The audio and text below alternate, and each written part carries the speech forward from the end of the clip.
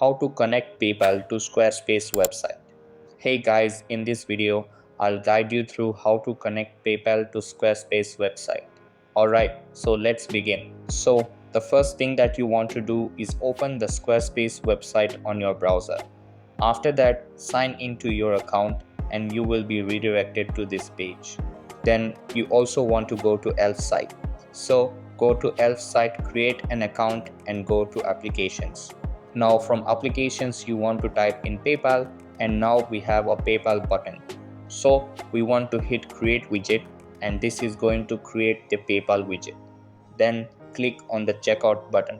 So here you have to set up your PayPal account, like fill in your PayPal business email, the product name, the price, everything right here that you want. You can also change the style like PayPal icon, button text, PayPal text and things like that. After making these changes, click save. Now we want to select a plan.